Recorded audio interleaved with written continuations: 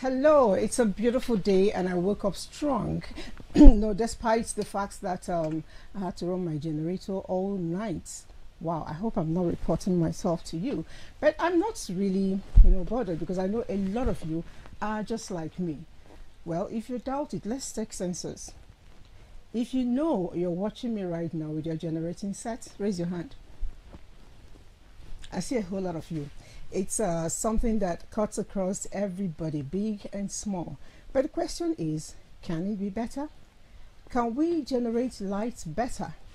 What are the ways we can do that? What really is the problem as at now that we cannot have as much as we should or desire to have? That is a question we intend to focus on today, because power, according to a whole lot of people, is all that it takes to live comfortable. Well, besides God.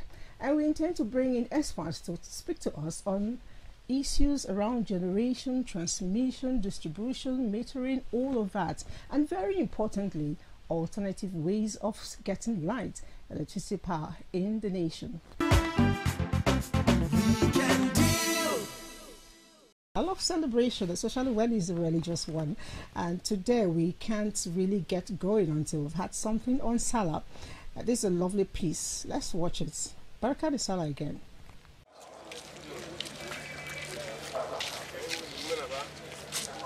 As the best of days in the Islamic calendar winds down, Muslim faithfuls, while soberly reflecting on the essence of the 10th day of Zul-Hijjah and coming days, fill their lips with gratitude to Allah for the gift of life and uncountable mercies.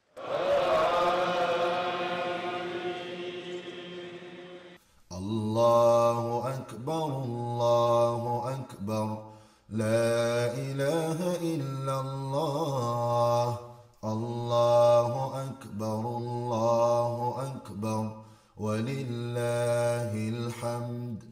Allahu Akbar kabira, walhamdulillahi kathira. وسبحان الله بكرة وأصيلا الله أكبر. The observance of 2 Rakat Eid prayers, the khutbah or sermon, and then the slaughter of the sacrificial animal. This was legislated by the Prophet Muhammad ﷺ in the 2nd year of Hijrah after he left Mecca to Medina. After observing Hajj, he asked his companions to also observe this act of sacrifice. To show the significance of sacrifice, Allah linked it up with the act of performing Salah. He said, "For Soli li Rabbika, pray to your Lord, was one heart and make sacrifice." This sacrifice is the sacrifice that we are observing on the day of Eid. And that is where the name got the name from, Eid al-Adha, that is the Eid of sacrifice. Licensees, adherents of the Islamic faith, to go ahead and undertake the individual slaughter of their rams, seeking the face of Allah with the hope to earning His pleasure. The lesson of obedience and the lesson of patience. And that is why when Allah was mentioning about this act in Surah Al-Safat, Ibrahim alayhi salam came to his son and said, "Inni ara fil manam an anni adhabahuk," that I saw in my dream that I am slaughtering you. Fanzur mada tara, he's asking his son for his opinion. Okay, what do you see about this, my dream? And the boy said to his father, "Ya abatif al-matumar, oh my father, do exactly as you have been instructed. Satajiduni insha'Allahu min as-sabirin." That by the special grace of Allah, you will meet me a very patient person. And Allah allowed this son to grow to an age where he is already having this special love for the son. before Allah asked him to perform this act of ibadah. And Ibrahim didn't look back. So another lesson from this is a lesson of what? Having fear of Allah in our hearts. That is, if we want to go ahead with this act of ibadah, it must not be for the purpose of riyah. It shouldn't be a competition. It should be based on fear of Allah. It should be based on what? On ikhlas. Ikhlas means sincerity. The quest for harmonious living, peaceful coexistence, and an egalitarian society that would be home for all remains attainable. This is by imbibing, internalizing, and implementing the lessons of the celebrations.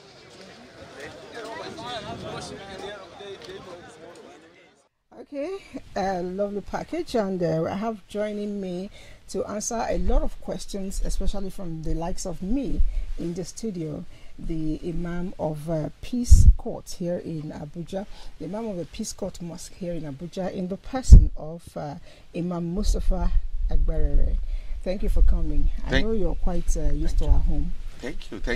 You're almost like another guest, another presenter here. Honestly, my face is becoming recorded. Yes, and that's because we enjoy what you do. Thank you. Okay, so I much. see you're all in your mood. Yes. You're leading the prayer this morning. Yes, I'm leading a prayer. We're blessed to have you. Thank you. So you drop the blessing with us before we go there. Yeah, I'll do that. Okay. Now, you see, a lot of people get a bit of confusion, when it comes to the celebration we have today, especially the very young ones. You want to tell us more about it? Yes, thank you. You see, the young ones might not understand because they don't know the philosophy of the Eid al-Kabir, Eid al-Adha. The philosophy behind the Eid al-Adha can be summarized in few and terse words as follows. It's about sacrifice. It's about giving what you have been gifted. If they gift you something, sacrifice it to further and advance the cause of humanity. When we talk about sacrifices, and the lamb is mentioned, yes, daily, I know this may sound a bit of a cliche, but must it be the lamb? Because someone like me, I can't buy ram. Yes, if you can't buy ram, you can as well join to buy another thing with people. Okay. You can join together and buy cow. 10 can buy cow together and say, okay, we want to share, all of us, because we don't have ram. Now, the tradition of this Eid al-Adha is ram. You can't use chicken. Okay, I cannot use chicken. Yes, you can only use 4 things. You use camel, you use cow, you use ram. That is he or she. That is goat sheep or ram. That one falls into one category, sheep or ram. He or she. Okay. Then finally goat. Okay. You can do this 4 to do sacrifice. Okay. But if you don't have capacity, you don't need to go gaga and say I must. If you do that, then you commit another evil. For God does not burden a person beyond his capacity. La yukallifullahu nafsan illa wus'aha. It doesn't say you just must go and break the bank before you can do a sacrifice. If you can't join money with other people, just accept your faith and pray to God. Yesterday was a time that our prayers will be accepted. Today as well, you have the opportunity of saying, God, give me my own blessing. Let my life be better. So you can do it next year if you cannot do it this year. And collect from people. Share with, because people will share with you. And also, very important message I want to pass. The issue of sacrificing lamb or ram, things like that, is also signposting one important thing, that you don't use human being for sacrifice. Okay, that's it. Islam abhors it. Human life is so sacred. It's so what can I call it? It's so important, precious. That is the word, precious to God Almighty. That is why he said, well, I'm testing you, but though that thing will not going to happen, because human being is not meant for sacrifice. That is why he ransomed the human being with. So our youth who are indulging in doing all these sacrificial things, bad things, in the name of making money or appeasing gods or a deity, they should believe that those things are not acceptable to Allah if you are a person of faith. Yes, definitely. Whether or not you're a person of faith, I don't think it works. But Yes. now you started your sermon, I'm kind of curious.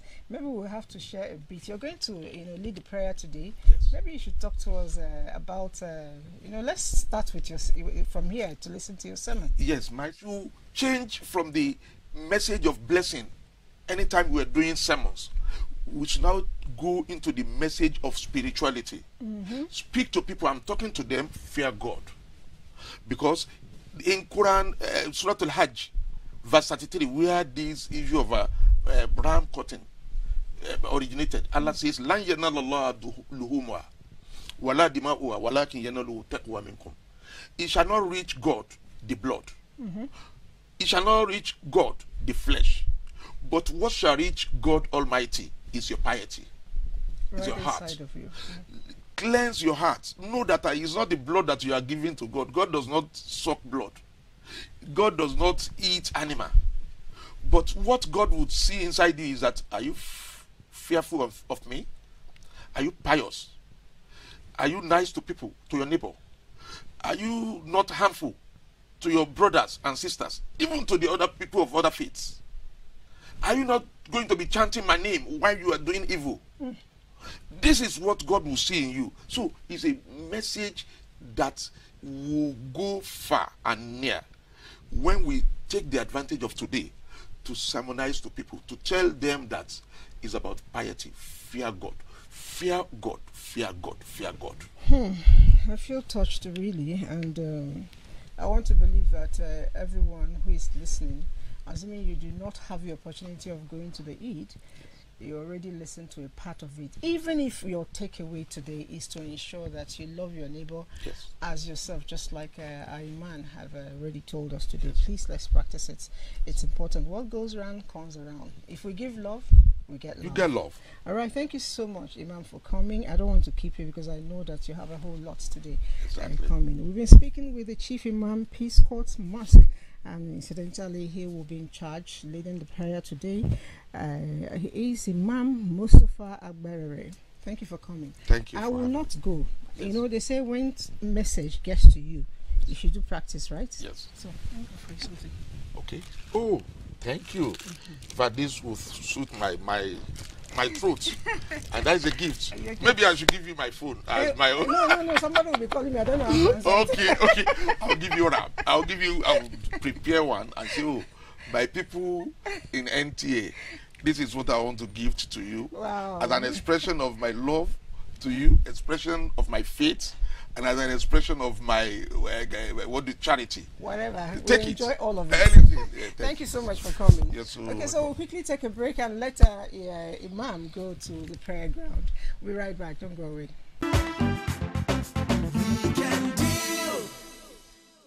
Sure, it is weekend deal. And when we started, I asked a question, and of course, a lot of people answered to the negative, and that's if you have light as you watch. Well, I believe that by the end of today, a whole lot of change will happen. How will that happen? Our guests, our packages will be ensuring that we get to the nitty-gritty. But for now, let's join Francis Ogbe as he enlightens us, or maybe he probably exposes our brain again as to the challenges of energy in Nigeria. The energy needs of the countries of the world are increasingly growing. An international projection reported that the energy dependence of the world is expected to rise by over 34% between 2002 and 2025, while that of developing nations will double this percentage. Presently, 76 million Nigerians of the Nigerian population are not connected to the national power grid. For those connected, power supply is a serious problem as approximately 90% of the total power demanded is not supplied. It's not rocket science, but it's not easy to do if you've not, if you're coming from entrenched inefficiency. If you bring back that project management and monitoring and enforcement mechanism, you will be able to optimize the capacity we have now. All these figures we've spent in the power sector are not really figures well spent. In Nigeria, we have a pen chart for throwing money at the problem, meaning you know there's a problem. Instead of diagnosing the problem, you think that just put money. It could be that beyond money, there's something that's going on here. The problem is a system leadership failure. When I was chairman, we gave about 213 billion to pay off some of the gas debts that were accrued before they came. And this government under President Muhammad Buhari has given about 700 and something billion in the first phase, and many more billions have been put in.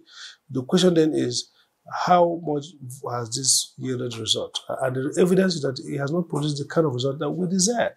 The story of the power sector in Nigeria started with the first electric utility company named Nigerian Electricity Supply Company, established in 1929.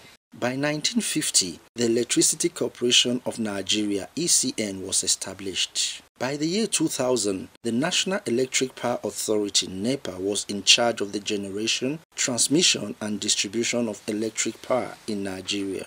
In the late 2000s, National Electric Power Authority (NEPA) became a public liability company. The name was changed again from National Electric Power Authority (NEPA PLC) to the Power Holding Company of Nigeria (PHCN) in 2005. By November 2013, the privatization of all generation and 10 distribution companies was completed, with the federal government retaining the ownership of the transmission company. Notwithstanding this development, Nigeria has not been able to achieve electric power sufficiency.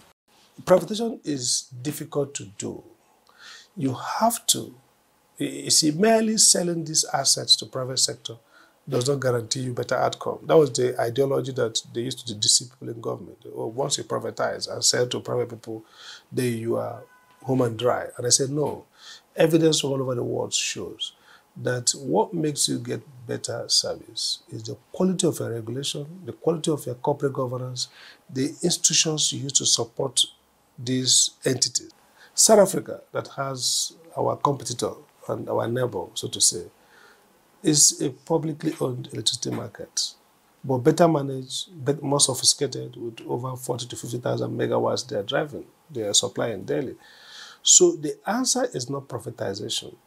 What happened was that we did a wrong privatization. So we sold everything, Disco, Genco, everything privatized at the same time.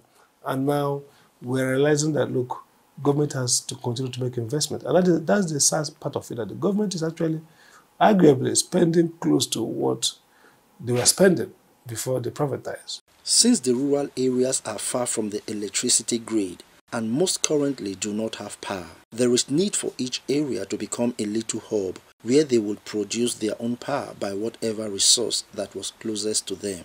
People argue that should we have only one national control center, Shobo, can't we have multiple grids? So one way is to regionalize the grid so that you have western grid, eastern grid, maybe northern grid, and so on and so forth. That makes sense. One of the advantages of that is that it reduces the vulnerability of the grid. So if you have a smaller grid looped in, you minimize those losses. You also create incentive for competition. If eastern grid is poorly managed, it doesn't have to affect western grid. It doesn't have to affect northern grid. The only disadvantage is that in the short term, some people will be worse off where you have weaker grid. States can generate their own power, which they have. Which I licensed Lagos, Port Harcourt generating company, which they later sold to a private sector. Akwa Ibom has Ibom Power. Edo has some interest in Azura. So Nigerian states can have generating capacity. Today, most Nigerian businesses that can afford to do so run one or more diesel fuel generators to supplement the intermittent power supply. In fact, statistics from Africa Check reveals that Nigeria has 100 million generators in private hands. If everybody puts the generator on, the noise pollution is very high. It affects productivity, the environmental pollution in terms of health and its impact. People talk about the black soot in River State and Port Harcourt arising from gas flare and other, oil-related businesses. So, a nation on generator is a nation on pollution. That's what killed the textile industry in Kaduna and most of the northern up to Asaba and southern part of Nigeria. Why? Because they are dependent on power. These are machinery-dependent production. In order to enhance energy security and sustainability, the use of coal and other renewable energy sources unused have to be fully developed in partnership with the private sector. Our focus on Weekend Deal today will be on the challenges of energy supply in Nigeria and the way forward. Weekend Deal! All right, we will be giving you more from that. But let's look at this report from Ayuba Tete. When we come back, we talk. Known by many names and acronyms since electricity started being generated in Nigeria in the year 1896, it was the National Electricity Power Authority, NEPA, that had the most impact, generating about 6,200 megawatts of electricity at its peak. And since then, the generation and distribution of electricity has experienced a number of transitions, ending in its privatization. But based on the inconsistency of electricity recently, some begin to wonder if privatization was the way to go. In the early 90s, the former president, General Ibrahim Badamasi Babangida, came up with the idea of deregulation, unbundling, and then eventual privatization. The power sector privatization was done because government was spending too much on cost of contracting and procurement, maintenance, overhead, just like we did in monetization of government properties, giving individuals the right of ownership of houses. It's not a bad idea, but one, there are globally competitive global brands that bidded in the privatization exercise. But the process was predetermined. That's Nigerian factor and conflict of interest. Upon privatization, the Nigerian Electricity Regulatory Commission, NERC, had the primary objective of the protection of existing and future customers, issuing licenses to operators and investors, and reviewing tariffs, serving as a check to all existing and intending power generation companies, GenCos, and the power distribution companies, DISCOs. A sector like this is supposed to be guided by the do's and don'ts. That regulatory aspect is weak. Investment. The licensees borrowed money from the banks to acquire license. What they promise us in their service level agreements that they are investors, that they are bankable, they could mobilize financial instruments to mop up money to acquire license and to equally invest in grid network improvement. It's even after privatization, the major substations and critical infrastructure, it is still the government intervention agencies that have been injecting funds. Take Abuja, for example. It is the FC, most of the substations you see around Abuja, it is free lunch. It is the FCDA that package money or funds for budget, build the substation, and usually donate without a refund. Let us face the reality. Why we are having major challenges in the power sector is that the DISCOs, they are technically and financially insolvent. They collect money from consumers. Sometimes, like for example, Abuja, they make an average revenue of 10 to 15 billion. Sometimes some of these DISCOs, they will not even remit at all. There are times in the past that they were collecting money. Just like typical Kabu driver. If you give your car to a driver, the driver will make so much money and come and tell you, Oga, no market. What is the problem? We were arrested by VIO, road state. Meanwhile, the driver is busy keeping money aside to this. So it was rent seeking. And the reason why we had this kind of infraction is that the regulators, those in the leadership of regulatory institutions, they are either accomplice or compromise. With this lack of accountability and compromised mechanisms set to persecute violators among other challenges, what then are the steps that could be put in place to improve the power sector? The government should invest more in the renewable energy mixed grid, off-grid, so that we can decentralize the grid. The way it is now, the grid limitation may not take us there. We need an incorruptible judge, impartial arbiter. The power sector electricity market has the demand side and the supply side. The regulator, the players, the operators, they are on the supply side. If you don't give an average electricity consumer or end user light or power supply, meter them. If you meter me and you don't give me light, I won't pay for darkness. I haven't said that grid automation is a major issue. We need to address the obsolescence of infrastructure. We need to address issue of corporate and general governance structure. If we can do that, we will be sure that we are respecting the power sector. And at the end of the day, the end users of electricity in Nigeria, and of course, the industries, will be the major beneficiary. It is a known fact that a country is only as formidable as its ability to produce. And since productivity and self-sustenance relies heavily on the power sector, the latter should be improved upon for the sake of the nation to thrive. With that lovely report, we will be going straight to do a bit of justice because my guest is with me. But before I introduce her, I want to take this because it's related to the last guest. Somebody says, yeah, good morning. My name is Nnamdi from Enugu. Nnamdi is watching from Enugu, and he wants to say Baraka de Salah to all of his friends who are Islam or Muslims, and he also says that he enjoys watching our program. Thank you very much, Nnamdi. And quickly, we saw that report on energy, and we have the guests seated right here, and we'll be taking a lot of our questions. My guest today is someone who is quite eloquent when it comes to energy generation and to a large extent even the distribution. That means getting to your home. I'm talking about the Executive Secretary Association of Power Generation Companies of Nigeria, and she is Dr. Joy Ogaji. Thank you for coming on the show. It's a pleasure.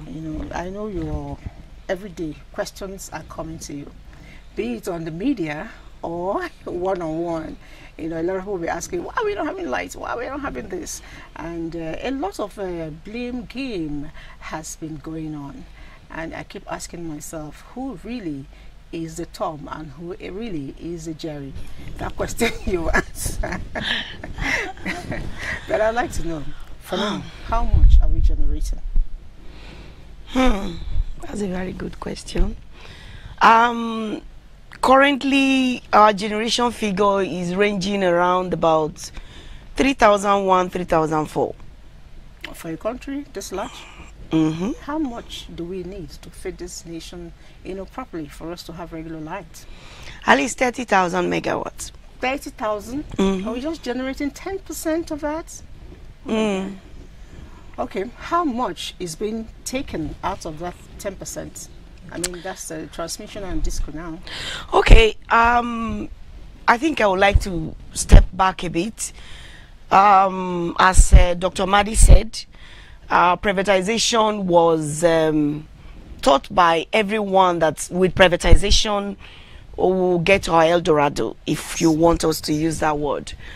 However, privatization took place on the 1st of November 2013, and Nigerians are still yearning for this power low, nearly 9 years post-privatization. So it's not as if privatization did not bring some progress. It did, but we were not ready for that progress, if you want me to put it that way. How does that work? Okay. Now, like your camera is tripod. So it's a three-legged stand. So each of the three, if one part is not working, the camera will not be steady. Exactly the same for power to be available for Nigerians. So while the generating companies were generating power, the distribution angle was not able to take the power that was coming. So I didn't bring the figures because I'm tired of always showing figures, because even Nigerians are tired of seeing figures and they are not seeing it reflecting in their houses. So today you see me, I didn't come with any paper. Let's just talk about what are the issues, because from 2013 to 2020, power rose to about 8,000 megawatts. Oh my God. So yes. what happened?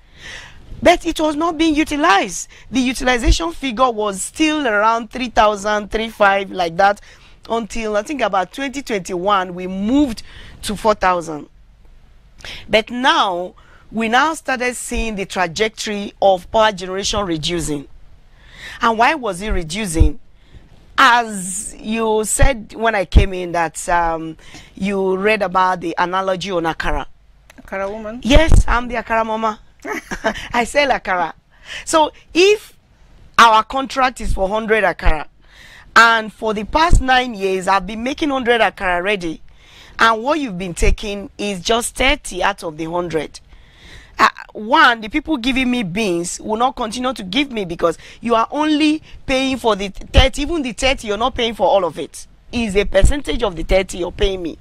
So clearly, the people who give me oil, the people who give me firewood or gas, or give me beans, have stopped giving me on credit. Because you're not paying them. I'm not paying, and even me, I can't really tell them when I'll pay them because there is this argument of why should I pay for the Akara I did not consume? Forgetting that you contracted me for 100 Akara, and I've also contracted other people, the bean seller, to the tune of beans quantity that will help me produce 100 Akara. The oil supplier, also the oil that will enable me produce 100 Akara. So I've entered into several contracts that are already on my neck with increasing acquisition loans and interest building. But you are telling me that, oh, I've only been taking 30 Akara, so I'm owing you for only 30. The generating companies have enough capacity to generate enough for Nigerians. But when you are not capable of keeping to your contract, you're not capable of paying for it, and we keep bringing this our Nigerian way of doing things. You enter into contract, and you're entering the contract with already a mindset of not keeping to the terms of the contract.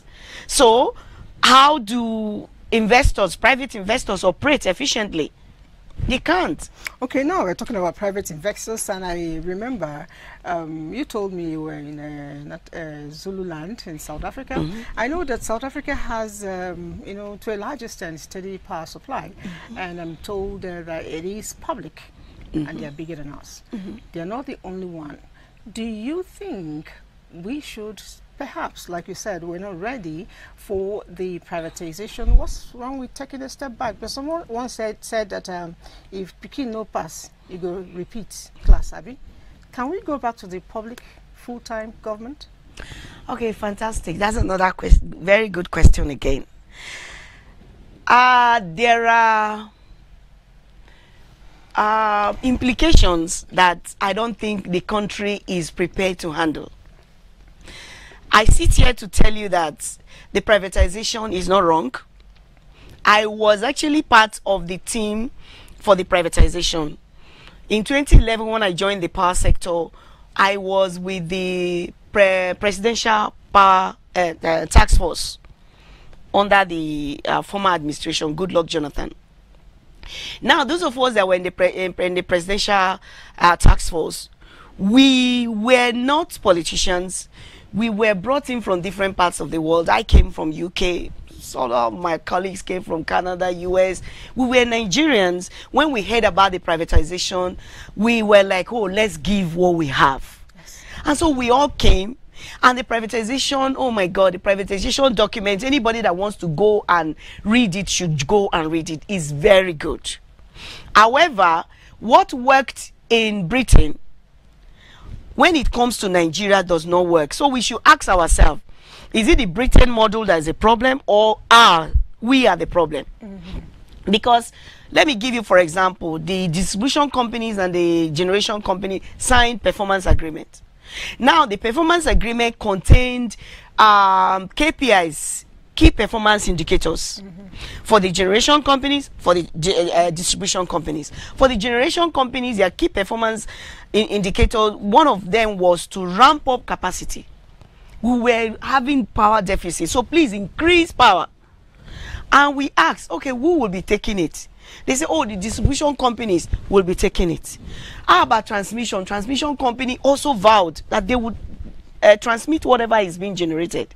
So the investors went out, took loans, most of them foreign denominated loans, because as at that time, the exchange rate was about 155 to the dollar. And so they took these loans, which are till today still foreign denominated, and with the forex, it's going up. No, you see, so these are, they got this money and they started ramping up capacity. On the day of the privatization, power was 3,427 megawatts.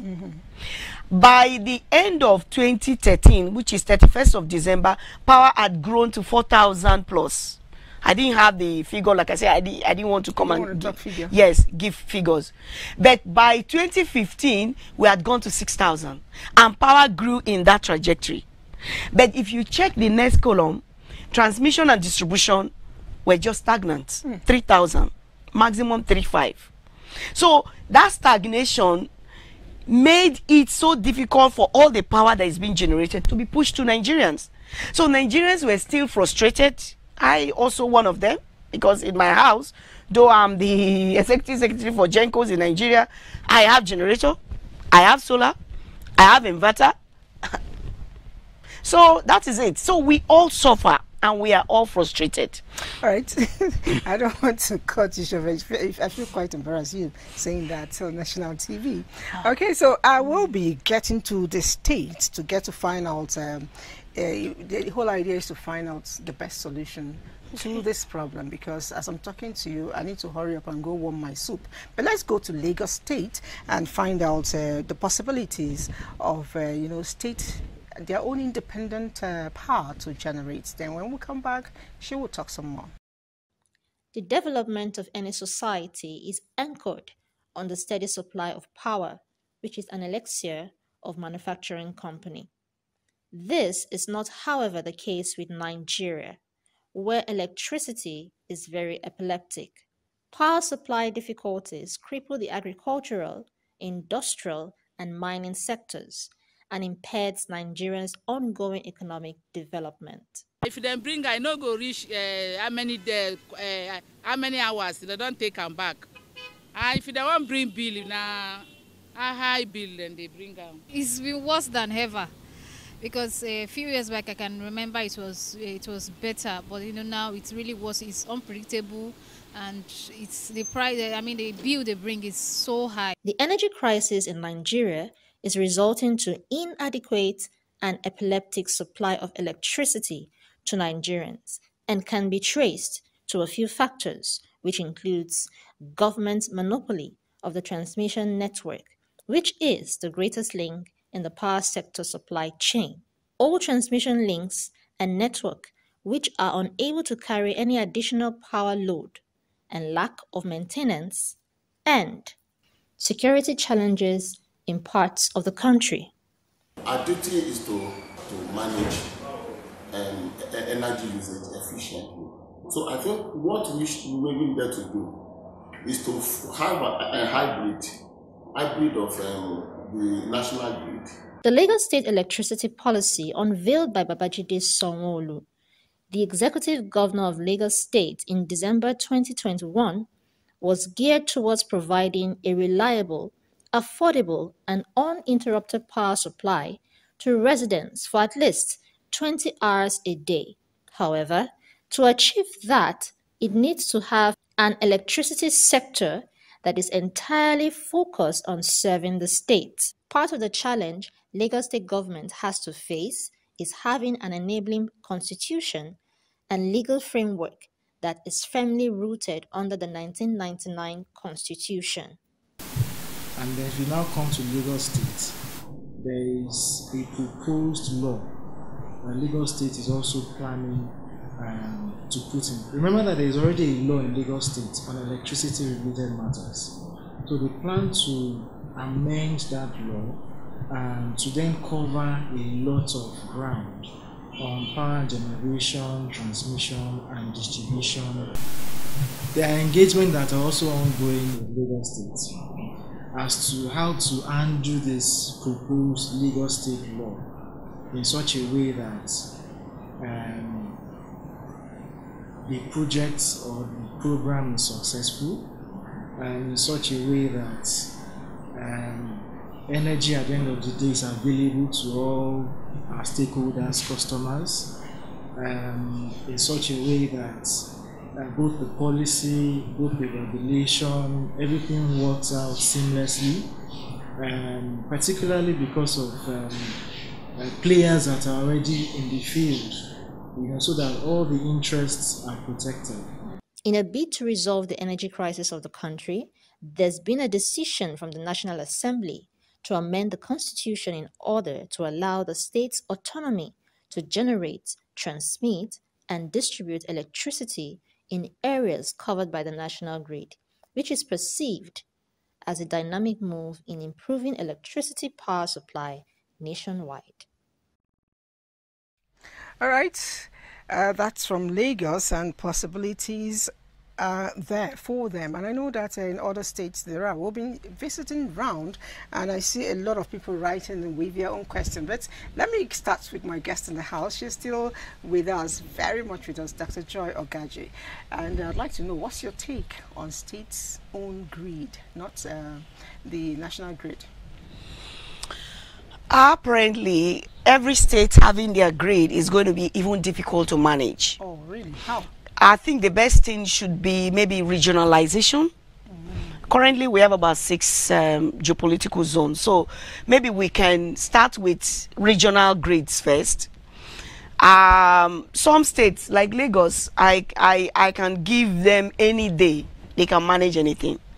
Because Lagos is like a pilot state where anything that you think cannot work in Nigeria, try it there. You will see it works. Good or bad? Well, that comes from you. So, but every state is not as capable as Lagos. So if we say all 36 states and FCT have a grid, we should just look at, in fact, the thought of itself is going to look somehow. Maybe I think we should take step by step, phase it. Right now, the national grid, we can break it into regional grids, and the regional grids should be manned, maybe co-owned by the private investors through the ISO, that is the Independent System Operator Management System, so that the distribution companies have shares in it. Generation companies have shares in it, and government too can have shares if they can. Otherwise, they should just allow the independent operators to have, because with them, they will not see the grid going down. They know the implication of the grid going down. It affects their businesses. So when they have, they will be able to, if TCN then as TSP is not performing, they will be called out. It will not be that because they are government. Because right now what we're doing is cherry picking. When a government agency is not performing very well, nobody calls them out. So all the laws are there to monitor generation and distribution. But then remember, there is a tripod. So a chain is as strong as its weakest link.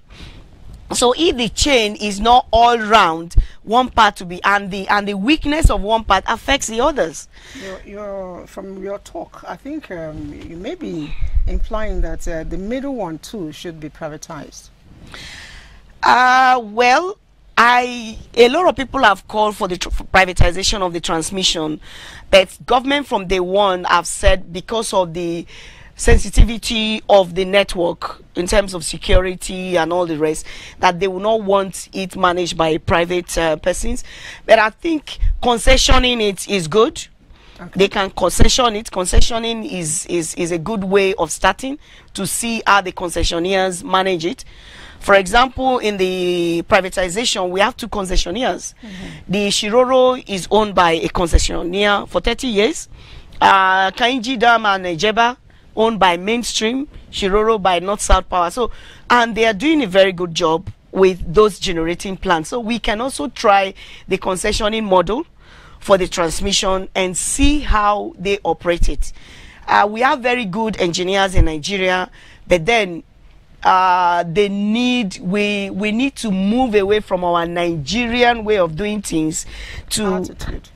Yes, to how things should be done. I keep wondering the place of the embeds. Who are the embeds? Are they part of the tripod? No.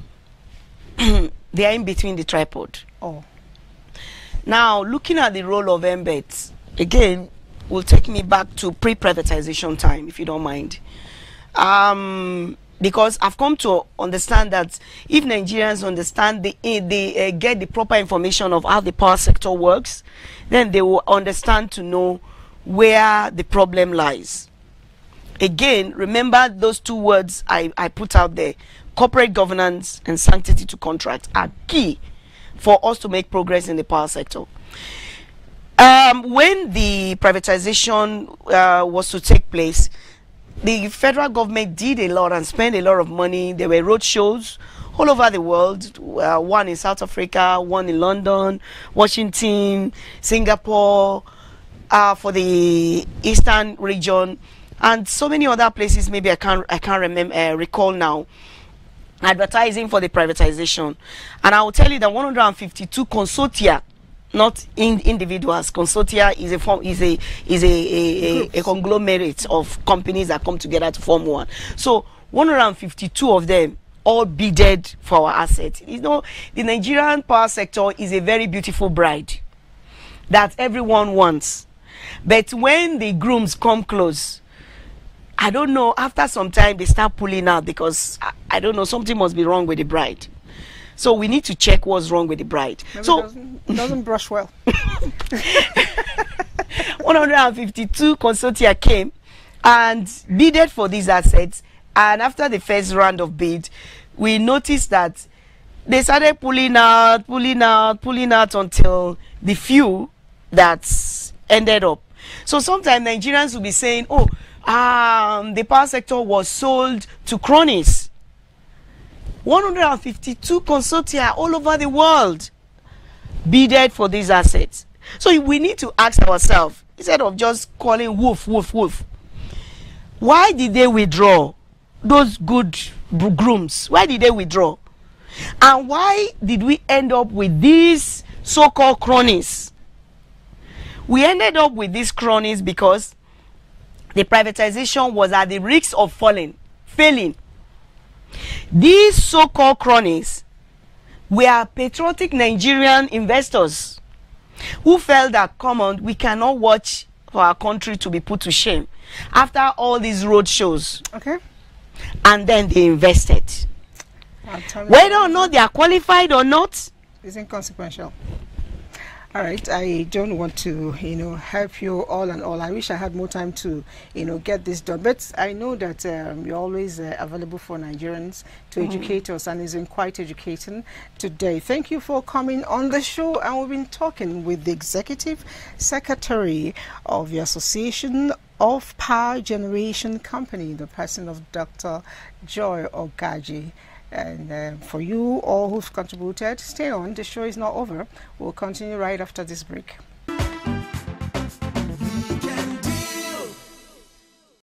All right.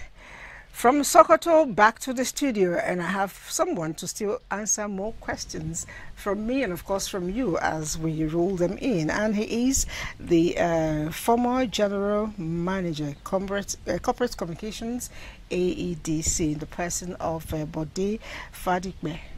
Welcome to the studio. Good morning. Thank you for having me. I wish it wasn't formal so that I can see somebody I'll fight with directly, because sometimes I feel really angry. I want to beat up somebody and I don't know what to fighter. You look like an angel. When it comes to light, everybody is angry and everybody wants to fight. Yeah, but really, what is our problem here? Thank you once again for having me. I think the issues are quite numerous. The entire value chain has its own challenges to contend with. But the one that is more visible, of course, is the disco part of it, because they relate immediately with the end users. The retail shop. Yes, exactly. They are the retail shop. I mean, they are you get back to your estate in the evening and you forgot to buy something and you say, okay, let me quickly go there, and you get there and the retail woman says it's not available. You are thoroughly disappointed. Exactly. Even when the reason for not having it may not be entirely our own problem. The producer may not have produced, the wholesaler may not have brought it to the estate and all of it. So we're just using this analogy. I don't want to go back to the Akara analogy of Dr. Ogaji. But simply put, every part of the value chain has its own problem. The generating company, the transmission company, and the distribution company. But there's a widely held opinion that the problem is so much with the transmission and distribution part of it. A cross-section of opinion has it that generation has been able to move up to an appreciable level where they can say they have some bit of comfort or stability. But because at the other ends of the value chain, the transmission and distribution end, there are clogs along the flow path such that they are also unable to deliver. So that's exactly what it is. But we can begin to say, okay, for each member of the value chain, what exactly is their problem? That's actually what I'm trying to, get out of you, the problem of the disco, because I know you were there up to the general manager. February this year. Yes, I'd like to know with regards to, let's even domicile it a little bit, Abuja. What is the problem of the discos? Now, using Abuja as a contact point or a point for analysis of what the discos are going through, I know that a major issue they have always talked about, at least up to the point that I was there, was the issue of recovery of monies that is supposed to be paid back to them by electricity consumers. That's a major issue that they have always end users. And of course, again, another issue that is also very common with them is that the price of electricity is not commensurate with the production cost. In other words, the cost at which we are selling electricity now is not enough to meet the running cost for the production of electricity. That's another issue that they have always talked about. Of course, metering is a major issue with the discos. Now, metering can be looked at from two perspectives. One, the inadequacy of metering, and two, the issue of the fact that customers, as they are called, or even consumers as well, because there's a difference in the use of those two words in the sector.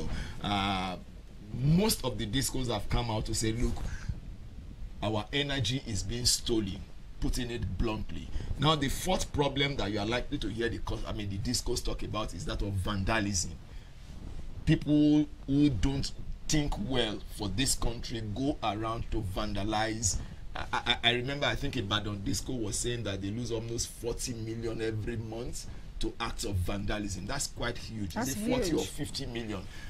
I can't remember the data for Abuja now, and I know that it cuts across the entire length and breadth of this country, where people go around. I remember very clearly Abuja some time ago said that people went to underground cables that are planted, buried in trenches within the city center to go and cut, armored cable, to go and cut them. And the moment you interrupt or you interfere with any electrical material, it disrupts the system immediately. Electricity is so jealous that it does not admit of any interference whatsoever. Going back to vandalism and all of that you said, and even the energy theft, I would like to, proffer something that I think from my poor man, as a layman's perspective, it means a lot to me, because I personally, except beyond changing bulb in my house, I'm not sure I want to gamble with electricity.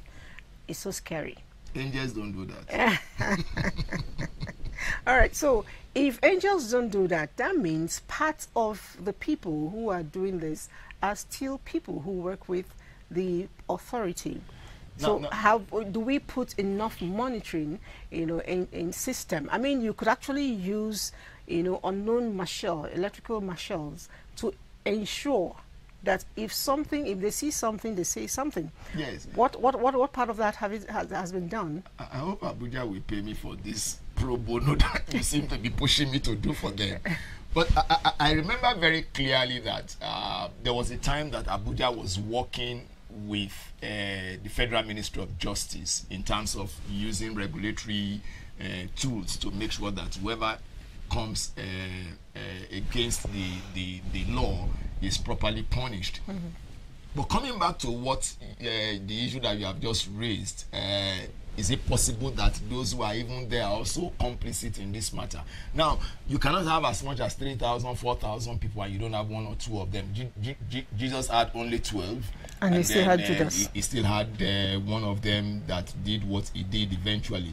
But the point I'm trying to make is that, okay, if you have that kind of situation, bring them out. Those you find who are complicit in this kind of thing, bring them out. And I know that as at the time I was there, the system was ready to punish them adequately, given the records that are on ground. So if there's anybody that is conniving or that is conspiring with a customer to do that kind of thing, oh, well and good, bring him out. I'm sure the system will be ready to punish him.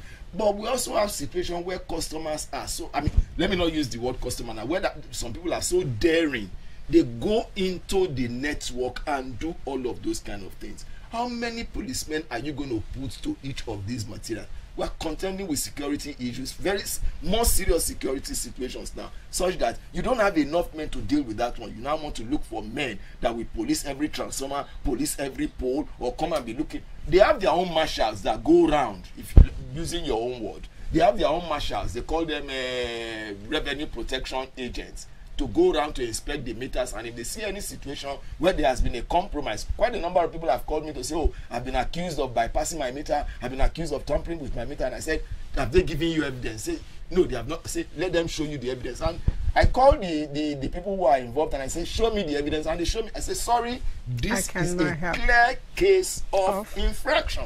Aziz from Macaulay is saying, good morning, I'm happy with the explanations of your guests.